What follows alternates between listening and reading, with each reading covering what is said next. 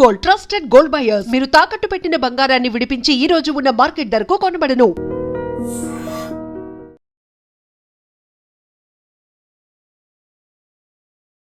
నమస్తే, నేను Kavitha. Welcome to I dream news and నిజాలు.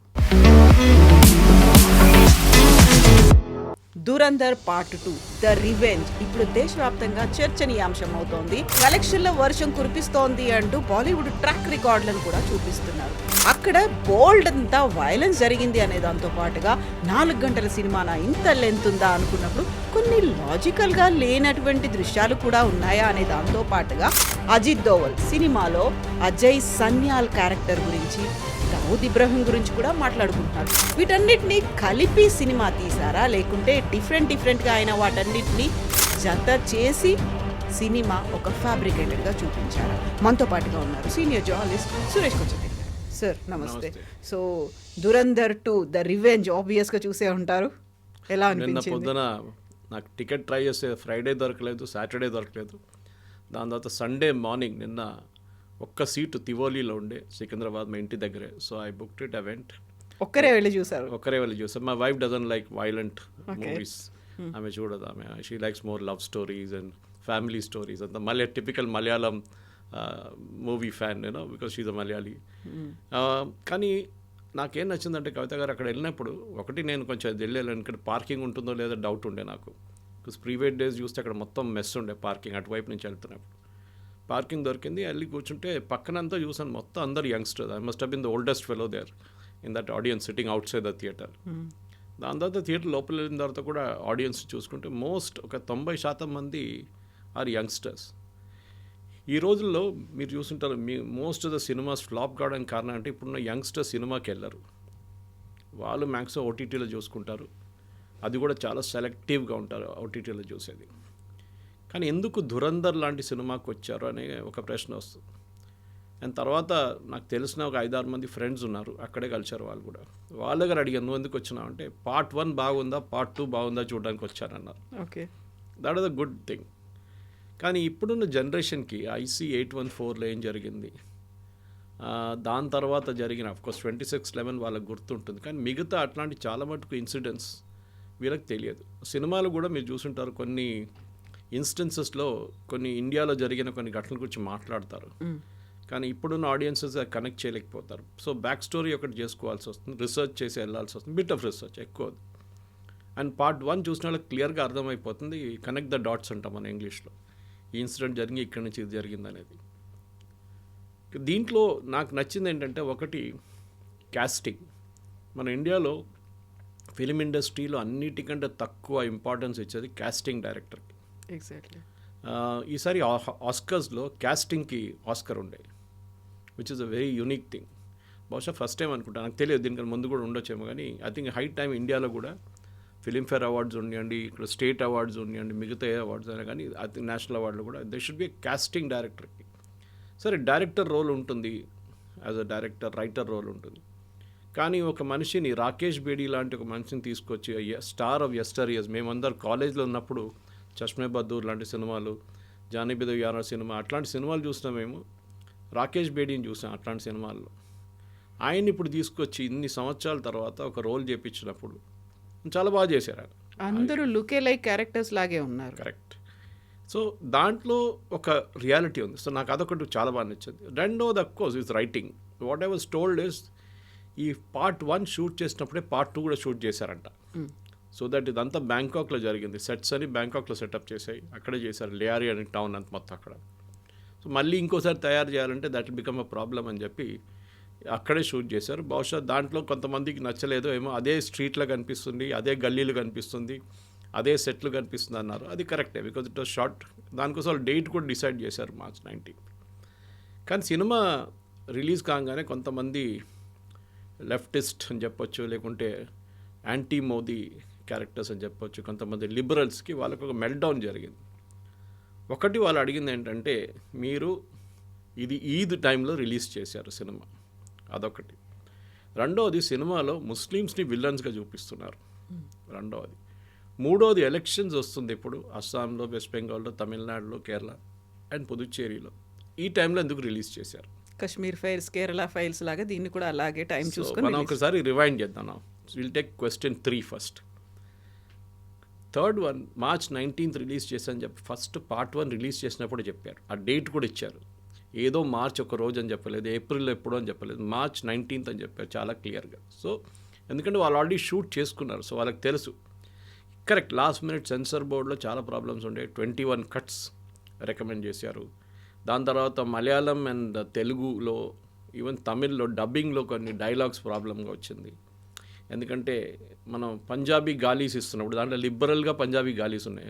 వాళ్ళు మాట్లాడుతూ అట్లనే మాట్లాడతారు. మనం ఢిల్లీకి వెళ్తే తెలిసిందే, ఇఫ్ యూ పంజాబీ ఫ్రెండ్స్, వాళ్ళు ఎవ్రీ సెకండ్ వర్డ్ వాళ్ళ అమ్మగారు నాన్నగారు ముందు కూడా అట్లనే మాట్లాడతారు వాళ్ళు.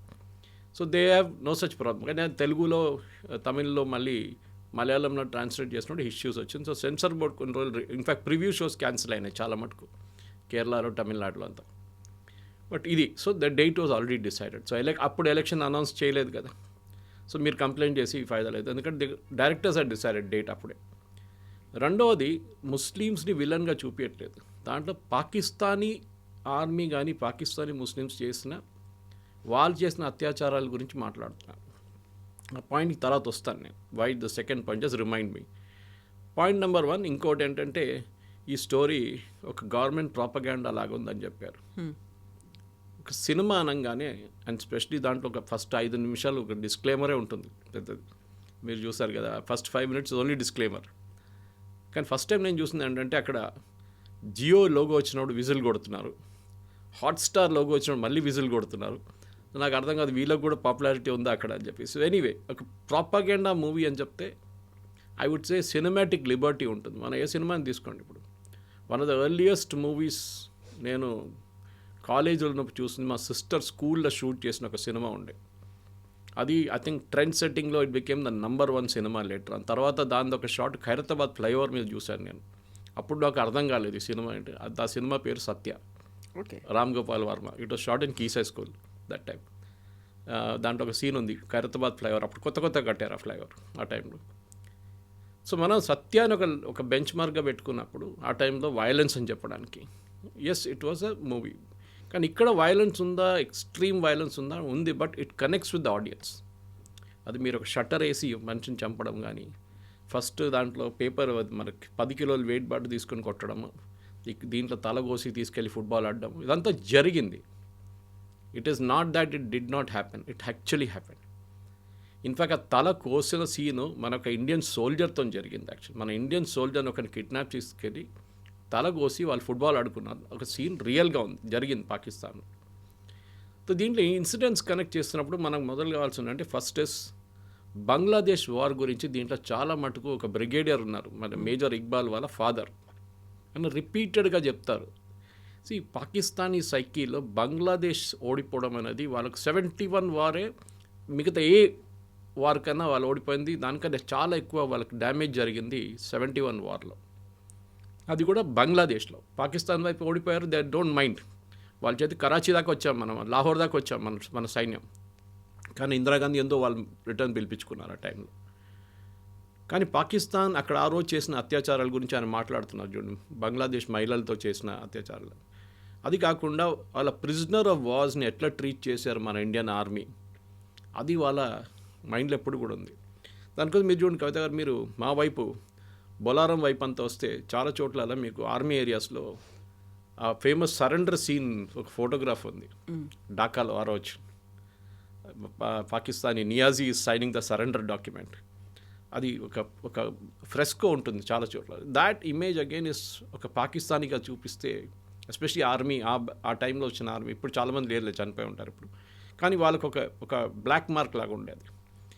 దాన్ని కరెక్ట్ చేయడానికే తర్వాత భుట్టో, తర్వాత ఈవెన్ ఏం చెప్తారు, even Ziaul Haq mention this statement, bleed India with 1000 cuts. అంటే భారతదేశాన్ని మేము కంటిన్యూస్గా హెరాస్ చేస్తూనే ఉంటాం.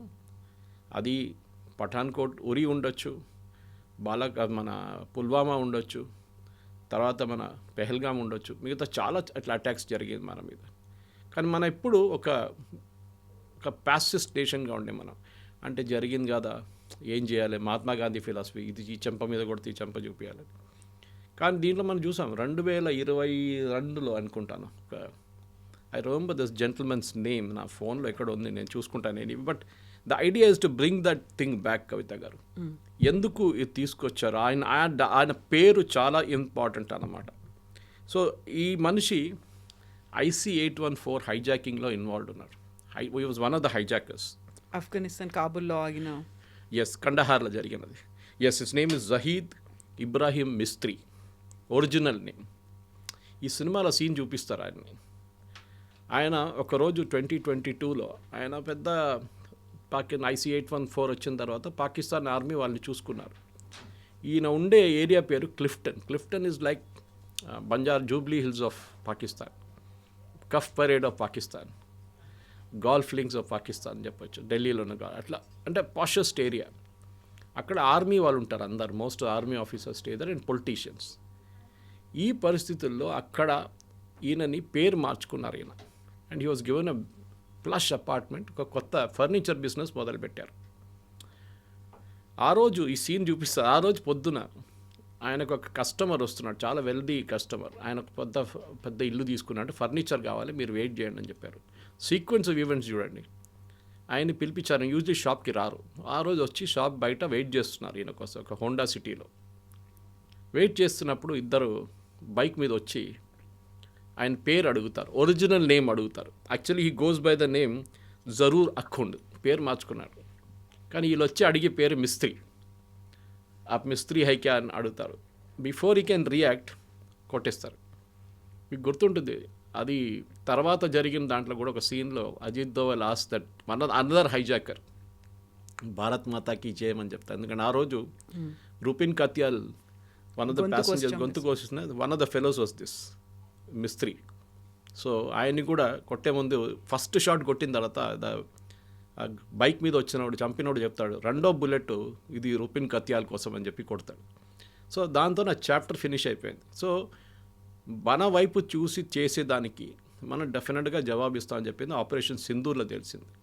దానికన్నా ముందు ఉరీలో వీ డిడ్ సర్జికల్ స్ట్రైక్, పుల్వామాలో బాలకోట్ స్ట్రైక్ చేశాం.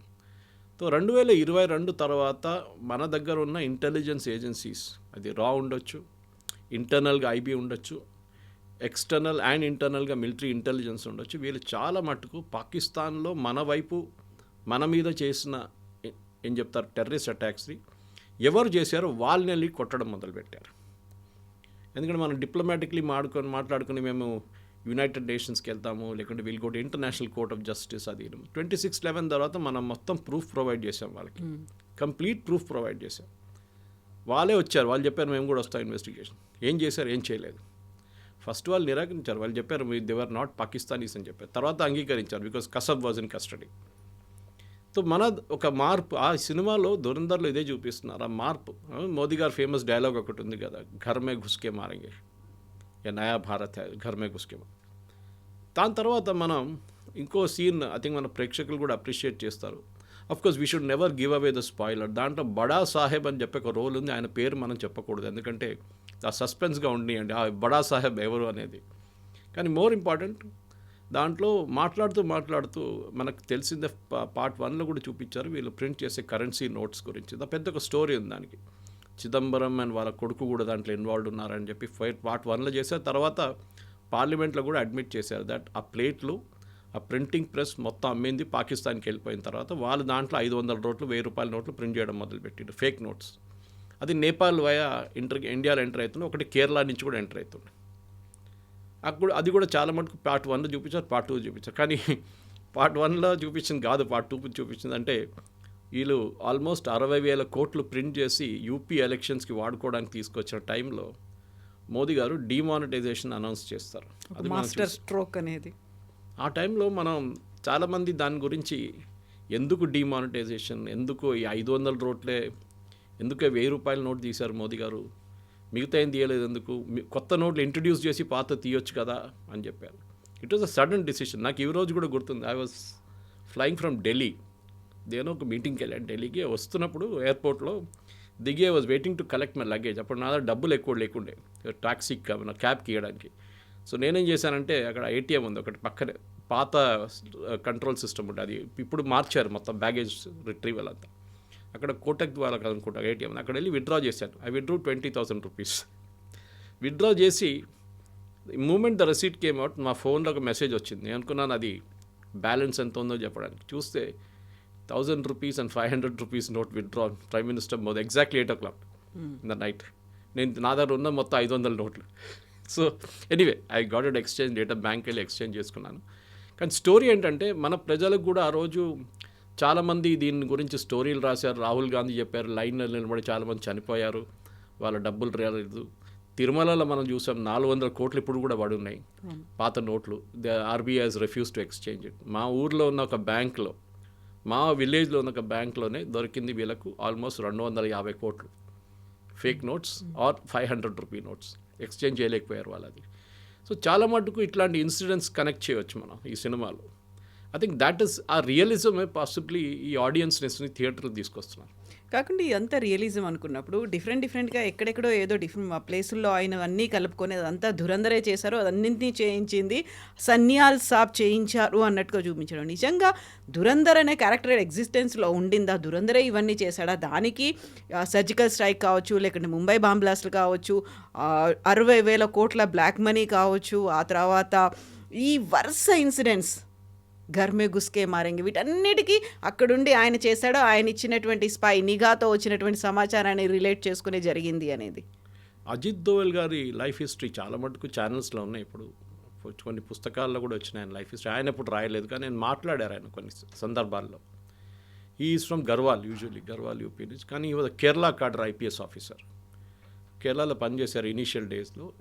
ఐ థింక్ ఈ was an SP in Kottayam. అప్పుడు కోడికోడ్ వైపు ఒక రైట్ జరిగింది, కమ్యూనల్ రైట్. హిందూస్ ముస్లిమ్స్ కొట్టుకున్నారు, చాలా ప్రాపర్టీ ధ్వంసమైనాయి, చాలా ఇంటి నుంచి ప్రాపర్టీస్ తీసుకెళ్ళిపోయారు. అంటే టీవీలు ఎత్తుకపోయారు, మిక్సీలు ఎత్తుకపోయారు, అట్లాంటి చాలా మటుకు బంగారం తీసుకెళ్ళిపోయారు. సో అప్పుడు K Karunakaran, I think he was the chief minister అప్పుడు కేరళలో, కాంగ్రెస్. ఆయన ఒక టఫ్ మ్యాన్ అండ్ ఒక ఇమేజ్ ఉండే. సో ఆయన్ని డీజీపీని అడిగారండి. అప్పుడు డీజీపీ నేనేం చేయమంటారు ఇప్పుడు, how do we tackle this issue అంటే ఆయన చెప్పారు, మన దగ్గర ఒక యంగ్ ఐపీఎస్ ఆఫీసర్ వచ్చాడు ఇప్పుడే, అజిత్ దోవల్ ఆయన పేరు, సెండ్ హిమ్ దేర్ అని చెప్పారంట. ఆర్ యు ష్యూర్ అని అడిగారు Karunakaran. Is on record actually. Yes అన్నారు, పంపించారు. దోవల్ గారు అక్కడ ఏం చేశారంటే, యూజువల్లీ ఏం చేస్తారు ఒక ఐపీఎస్ వాళ్ళు, లాఠీ చార్జ్ చేయండి, అందరిని కొట్టండి, అందరిని అరెస్ట్ చేయండి, లోపలేసేసేయండి అంటారు అందరు. That is the typical. మన దగ్గర కూడా ఓల్డ్ సిటీలో ముందు ఎన్టీ రామారావు గారికి ఉన్న ముందు కన్నా కమ్యూనల్ రైట్స్ అదే ఉంటుండే. ఈయన ఏం చేశారంటే, అందరూ senior Muslim and Hindu religious leaders, మిగతా పొలిటీషియన్స్ అందరిని పిలిపించి ఒక మీటింగ్ పెట్టారు. మీటింగ్ పెట్టి ఒకటే డిమాండ్ అన్నారు, ఎవరెవరు ఏమేమి ఎత్తుకెళ్ళారు, ఏ ఇంటి నుంచి కానివ్వండి, అది 24 గంటల లోపల ఆ ఇంటికి చేరుకోవాలి. I will not take any action.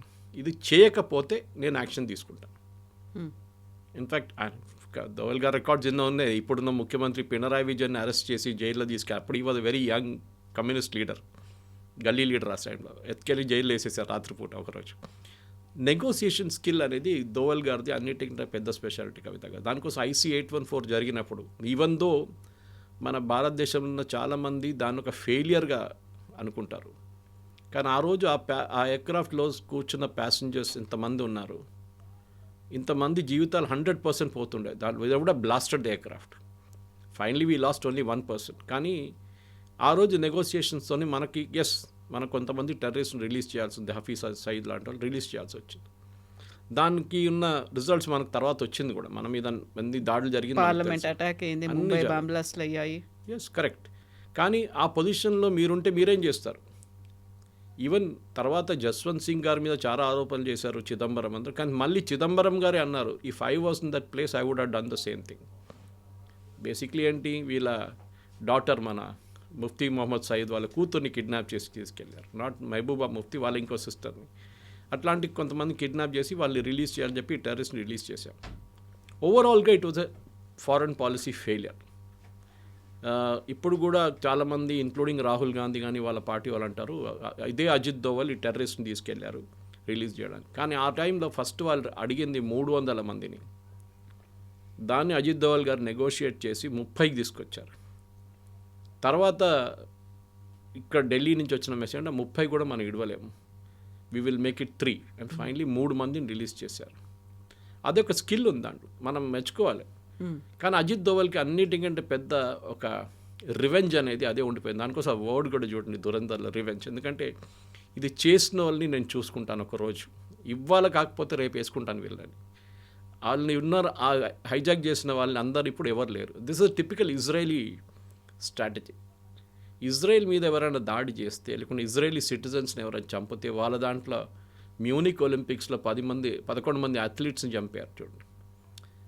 ఆ మ్యూనిక్ ఒలింపిక్స్ చంపిన అథ్లీట్స్లో I think they was 8 terrorist, if I'm not mistaken, 8 or 9. 9 మందిని కూడా ఇజ్రాయెల్ చంపారు. The last fellow was killed about 15 years after the incident. 1972లో జరిగింది. దీని తర్వాత 15 years తర్వాత లాస్ట్ ఒకడు బ్రెజిలియన్ రెయిన్ ఫారెస్ట్ లోపల దొరికింది, అక్కడ వెళ్ళి చంపారు వీళ్ళు ఇజ్రాయలీస్. సో మన దగ్గర కూడా అది ఉండాలి. సో ఎందుకంటే ఒక భయం అనేది దీనికన్నా ముందు లేకుండే. దట్ మనం పాకిస్తాన్లో ఉన్నాం, we are pretty safe, nothing will happen to us అనేది సినిమాలు చూపిస్తారు, అది కాదు. సో అజిత్ దోవల్ గారిది రోల్ ఏముందంటే చాలామందికి తెలిసి ఉండొచ్చు, బహుశా మన ప్రేక్షకులు కూడా. అజిత్ దోవల్ గారు 6 సంవత్సరాలు పాకిస్తాన్లో ఉన్నారు స్పై లాగా. సో చాలామంది అంటారు ఇదే దురంధర అంటారు. పాసిబ్లీ. ఇన్ఫ్యాక్ట్ దీంట్లో ప్రేక్షకులకు నేను చెప్పాల్సి ఏంటంటే, మీ సినిమా చూసిన తర్వాత టైటిల్స్ లాస్ట్లో డైరెక్టర్ పేరు వచ్చిన తర్వాత సీట్ నుంచి కొంతమంది లేస్తారు, లేవకుండా ఉండాలి, ఎందుకంటే సినిమా ఇంకా ఉంది. దాని తర్వాత యాక్చువల్ ఏం జరిగింది అనేది అక్కడిని తెలుస్తుంది అనమాట.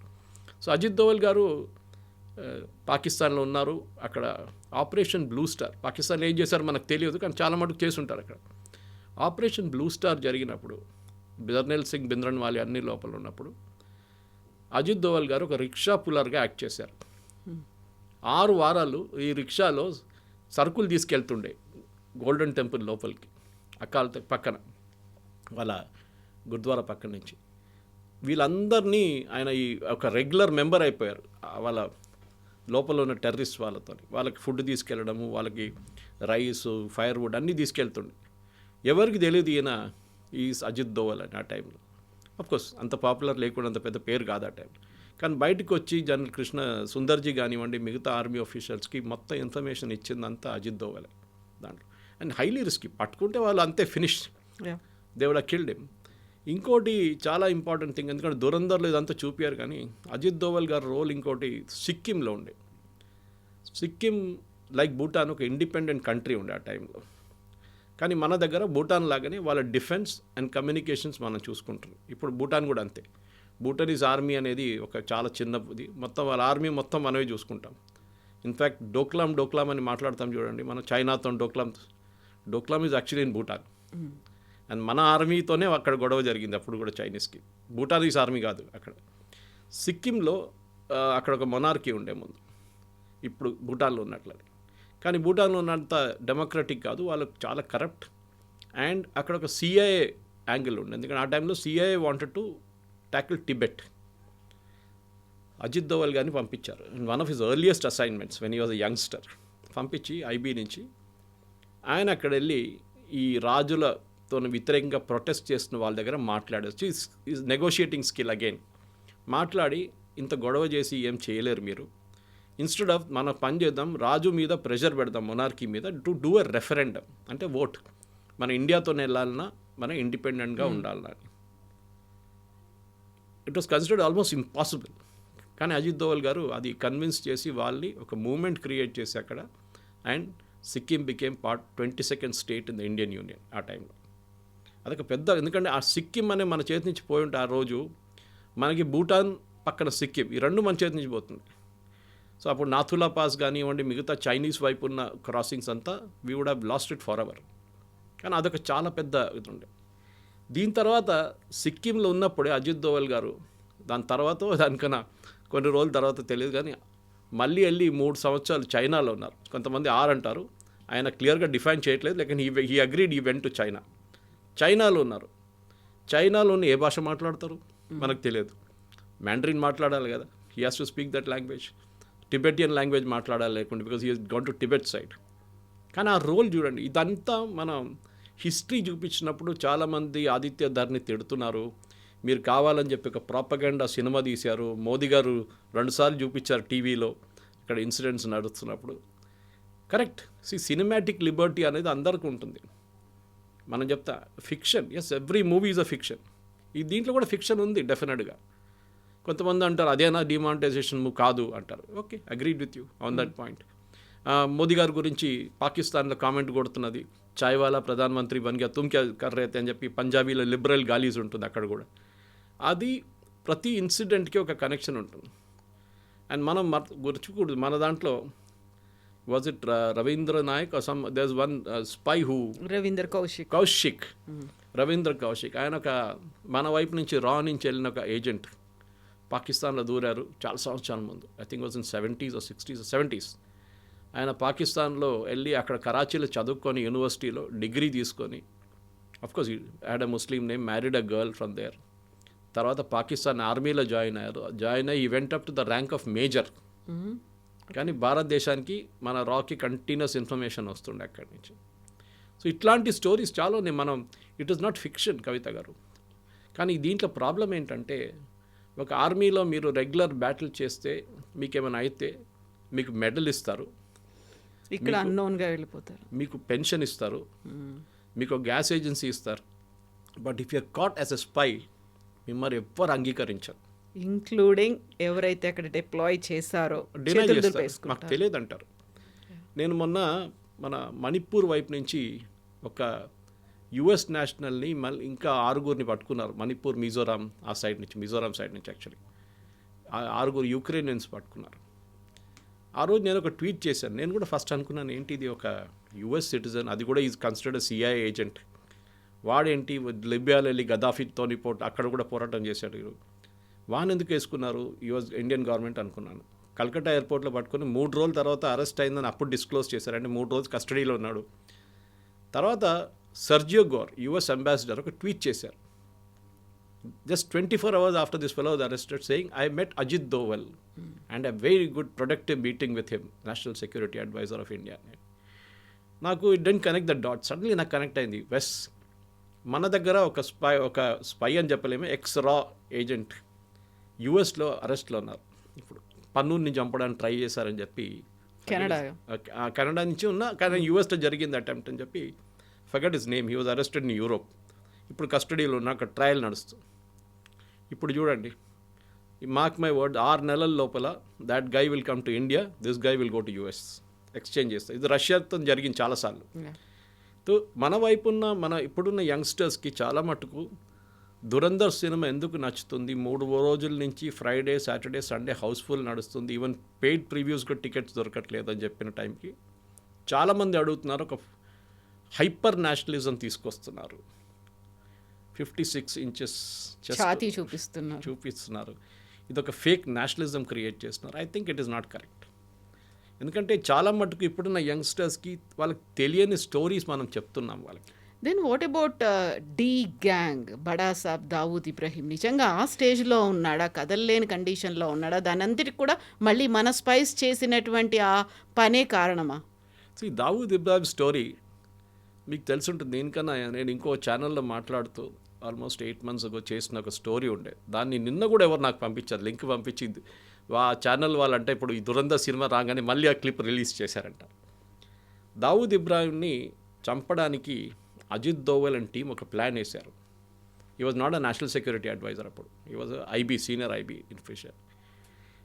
క్లిఫ్టన్లో ఉంటుంది, సేమ్ ఏరియా పాకిస్తాన్లో, క్లిఫ్టన్లో, కరాచీలో, very posh area, under ISI protection.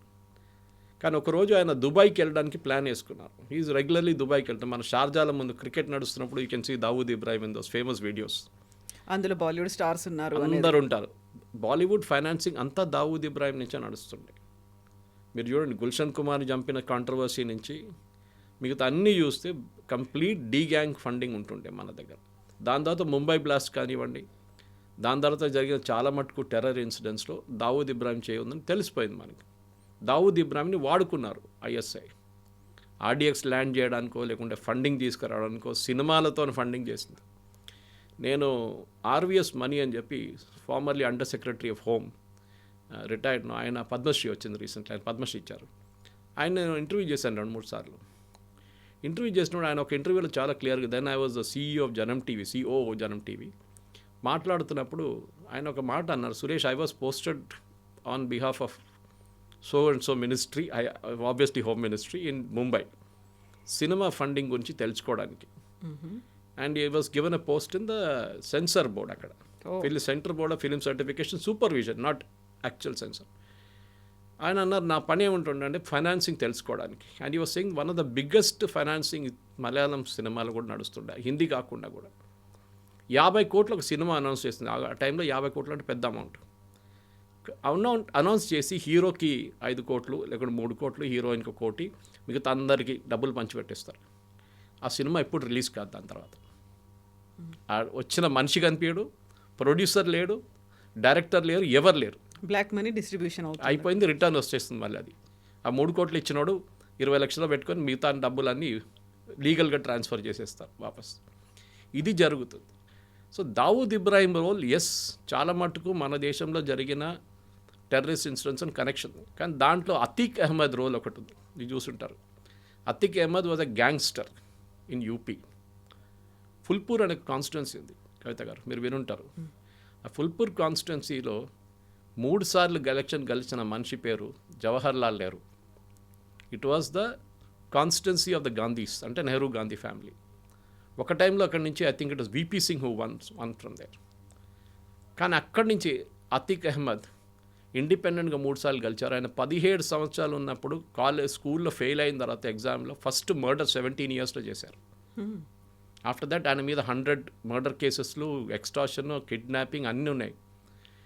ఆయన జైల్లో తీసుకెళ్ళి ఆయన చాలా టైం జైల్లో ఉంటుండే, ఎందుకంటే ప్రొటెక్షన్ జైల్లో బెటర్ ఉంటుందని చెప్పేసి. బయట ఉంటే చంపేస్తారు. కరెక్ట్గా అదే జరిగింది, సినిమాలు కూడా చూపిస్తారు. కోర్టుకు తీసుకెళ్తున్నప్పుడు చంపేశారు. So connection was correct. He was not involved in fake currency. అది మనం we have to give my license, we have to give my freedom for that. అది సినిమాటిక్ లిబర్టీ తీసుకున్నారు. ఎవరో తల మీద పెట్టాలి కాదని చెప్పి అతీక్ అహ్మద్ తల మీద పెట్టేశారు. కానీ ఈ వాజ్ పక్కా గ్యాంగ్స్టర్. సమాజ్వాదీ పార్టీ తర్వాత, దానికన్నా ముందు అప్నా పార్టీ అని ఒక పార్టీ ఉండే. ఇప్పుడు అనుప్రియ యాదవ్ అని చెప్పి వీళ్ళ క్యాబినెట్లో మోదీ గారి అనుప్రియ పటేల్ మోదీ గారి క్యాబినెట్లో her father head set of the party ఆ టైంలో. సో దీనికి చాలా స్టోరీస్ ఉన్నాయి కవిత గారు. It goes like branches. మీరు చూస్తుంటారు అప్పుడు సీన్లో చూపిస్తారు కనెక్షన్స్ ఫ్రమ్ వేరియస్ సోర్సెస్, ఎక్కడి నుంచి వస్తుంది అనేది, ఎక్కడెక్కడ బ్రాంచెస్ ఉంది చెప్పేసి. సో పాకిస్తాన్ ఐఎస్ఐలో కూడా చాలా మటుకు వాళ్ళ దగ్గర ఉన్న ప్రతి ఆఫీసర్ని కూడా మనం టార్గెట్ చేసాం. చాలామందిని చంపిన దానికి న్యూస్ ఎప్పుడు బయటికి రాలేదు. It is only the gangsters killed by unknown men. ఆ షాప్లో కూర్చొని పనిచేస్తున్నాడు, దానికన్నా ముందు he was involved in killing an Indian army officer. కానీ కరెక్ట్గా ట్రేస్ చేసి వాళ్ళని కొడుతున్నారు. ఎవరు చేస్తున్నారు మనకు తెలియదు. పాసిబ్లీ సుపారీ ఉందంటే సుపారీ ఉండొచ్చు చెప్పచ్చు మనం. కానీ ఏదైనా కానీ దురంధర్ అనే సినిమా ఇప్పుడున్న ఆడియన్స్ చూడాల్సింది. ఎందుకంటే ఇంకేం లేదు. ఐఎమ్ నాట్ సెయింగ్ డోంట్ మీరు ఒక మోదీ భక్తుగా మారిపోతారో లేకుంటే మీరు ఒక యాంటీ ముస్లింగా మారిపోతారు కాదు. It shows you the reality. Cinematic Liberty ఉంది దాంట్లో, చాలా మటుకు తీసుకున్నారు. ఎస్, కానీ ఆదిత్య ధర్ చేసిన టైట్ స్క్రీన్ ప్లే 4 గంటల సేపు, అంటే ఆల్మోస్ట్ 4 hours ఇన్ మూవీ కూర్చుంటే కూడా మీకు 4 hours అని అనిపించదు ఎప్పుడు. సరే వైలెన్స్ కొంచెం ఎక్కువ ఉంది, కొన్ని ప్లేసెస్లో లాస్ట్లో ఆ ఫైట్ ద ఎండింగ్ క్లైమాక్స్ కొంచెం డ్రాగ్ అవుతుందని అనిపించవచ్చు. కానీ ఫైనలీ థియేటర్ బయటకు వచ్చినప్పుడు కూడా మీకు అనిపిస్తుంది ఎస్ స్టోరీ బాగా చెప్పారు. I think even Ram Gopal Varma ఒక రివ్యూ రాశారు, ఆయన చెప్పారు దాని గురించి. Saying after Dhurandhar and before Dhurandhar అని చెప్పి ఇండియన్ సినిమా మారిపోతుంది ఇప్పటి నుంచి అని చెప్పేసి. Possibly correct. అంటే ఒక సినిమా ఎట్లా తీయాలని ఆదిత్య ధర్ క్లియర్గా చూపించారు. That you can write a very tight screen play, connect with జరిగిన incidents and connect with present world. And casting I think acting wise brilliant. Ranveer సింగ్కి దీంట్లో చాలా మటుకు ఒక ఇంపార్టెన్స్ ఇచ్చారు. పార్ట్ 1లో బహుశా అక్షయ్ కన్నా ఆ క్రెడిట్ కొట్టేశారని చెప్పిన దాన్ని ఒక కాంపెన్సేట్ చేయడానికి ఆదిత్య ధర్ గారు కొంచెం ఇంపార్టెన్స్ ఇచ్చారు. But I think the best dialogues, best performance అంటే మాధవన్ దీంట్లో యాజ్ అజయ్ సాన్యాల్. అన్రిస్ట్రైన్డ్ ఒక సిగరెట్ తీసుకొని అండ్ వెరీ సట్లీ, మీరు ఒక సీన్ ఉంది దాంట్లో, చాలామంది దాన్ని కనెక్ట్ చేయరు. ఒక ఇండియన్ ఎయిర్లైన్స్ ఎయిర్క్రాఫ్ట్ డోర్ దగ్గర నిలబడి ఈ smoking a cigarette. Okay, that shows a satisfaction that I got rid of the ghost of Kandahar IC-814. నేను అక్కడ ఆ చాప్టర్ నేను ముగించేశానని చెప్పి చూపించడానికి బహుశా ఆ సీన్ ఉందన్నమాట అక్కడ. కానీ బహుశా మన ప్రేక్షకులు కొంతమందికి తెలియకపోవచ్చు అది ఎందుకు, ఎస్పెషల్లీ ఈ జనరేషన్, ఇప్పుడున్న జనరేషన్. IC-814 ఎప్పుడో జరిగింది. కానీ ఐ థింక్ హిస్టరీని తీసుకొచ్చారు. పార్ట్ 3 ఉందా అంటే పాసిబ్లీ ఉండొచ్చు, బట్ అనౌన్స్మెంట్ లేదు. So we have to see. But I think నేను రామ్ గోపాల్ వర్మ గారు చెప్పినంత మట్టుకు బిఫోర్ ఆఫ్టర్ దురంధర్ అని చెప్పాను, కానీ సినిమాటిక్ ఇప్పుడు తెలుగు సినిమాలు కూడా తీసినప్పుడు ఒక బాహుబలి కానీ మీరు చెప్తారు ఇప్పుడు బాహుబలి బిఫోర్ అండ్ ఆఫ్టర్ ఎస్ ట్రిపుల్ ఆర్ చెప్పొచ్చు. సో అట్లానే I think it's a great cinematic experience. చాలా బాగా తీశారు అండ్ చాలా tightly control story has driven the movie. Usually ఎప్పుడు అది ఉండదు మన దాంట్లో. ఎస్పెషల్లీ తెలుగు సినిమాల్లో హీరో 40 మందిని కొడితేనే హీరో అవుతాడు, డైరెక్ట్ శ్రీకాకుళం నుంచి స్విట్జర్లాండ్కి ఒక డాన్స్ వెళ్ళాల్సి వస్తుంది, ఇదంతా ఉంటుంది. కానీ స్టోరీ వైజ్ టిపికల్ స్టోరీ మీద I think he has driven this movie Aditya. దాంట్లో అబ్సల్యూట్లీ నో కాంప్రమైజెస్. 5కి ఎన్ని వేస్తున్నారు మీరు, ఎన్ని stars? I will give 4.5 definitely. Okay and if you ask me చాలామంది అడిగారు పార్ట్ 2 బాగుంటుందా, పార్ట్ బాగుందా అంటే ఐ ఫీల్ పార్ట్ 2లో ఒక క్లోజర్ వచ్చింది. పార్ట్ 1లో చాలా మట్టుకు we are left some incident, unanswered questions అన్నీ కూడా దీంట్లో ఉంటాయి కాబట్టి దాన్ని అలా అబ్రప్ట్గా ఎండ్ చేయాల్సి వచ్చింది. బహుశా అప్పుడే డిసైడ్ చేసి ఉంటారు ఆయన. ఓకే ఎందుకు ఒక చాప్టర్లో సంజయ్ దత్ నన్ను అట్లనే ఉంచుకున్నారు, పాసిబ్లీ సెకండ్ పార్ట్లో ఫినిష్ చేసేస్తాం ఆయన్ని అని చెప్పేసి అక్షయ్ ఖన్నాని ఫస్ట్ పార్ట్లోనే ఫినిష్ చేసేసారు. అది కాకుండా ఈ IC 814 కానీ మిగతా డిమానిటైజేషన్, ఇన్ఫ్యాక్ట్ యాక్చువల్లీ ఆ రాకేష్ బేడీ గారు చేసిన సీన్ కానీ మిగతా వాళ్ళు చేసిన సీన్స్ అని చాలా రియలిస్టిక్. మీరు ఆ ఫేక్ కరెన్సీ ప్రింట్ చేసిన ఆయన పేరు మర్చిపోయాను నేను. He committed suicide actually. దాంట్లో మీ సినిమాలు అయితే చంపేసినట్టు చూపిస్తున్నారు కానీ యాక్చువల్లీ ఆయన ఈ డిమానిటైజేషన్ న్యూస్ వచ్చిన రోజు నుంచి అయితే second day the fellow committed suicide. 8th floor నుంచి జంప్ చేసేసాడు ఆ బిల్డింగ్ నుంచి. ఎందుకంటే 60,000 కోట్లు ఎవరు చూసుకుంటారు అని చెప్పేసి ఆయనకి అర్థమైపోయింది దిస్ లైఫ్ ఇస్ ఫినిష్డ్ అని. అట్లాంటి చాలా ఇన్సిడెంట్స్ ఉన్నాయి. So real life plus reel life రెండుని మిక్స్ చేసి I think Aditya Dhar is done a phenomenal job, దాని డౌట్ లేదు. Yes sir, thank you so much. 4 hours movie కాబట్టి చాలా ఉంది మాట్లాడుకోవడానికి, బట్ మనం కూడా పార్ట్ వైజ్గా ఇంకో ఎపిసోడ్ మాట్లాడుకుందాం. Thank you so much. Thank you very much. Thank you. నిజంగా ప్రస్తుతం ఉన్నటువంటి సమాజం దేనికి ప్రయారిటీ ఇస్తుంది? ఆర్థిక సంబంధాల చుట్టూ మాత్రమే తిరుగుతోంది. మళ్ళీ ఎన్నికలంగానే చాలా విరక్తి కలుగుతాం. మంచి అనిపిస్తుంది కదా, లేడీస్ కూడా ఛాలెంజింగ్ జాబ్స్ చేసినప్పుడు చాలా బాగుంటుంది.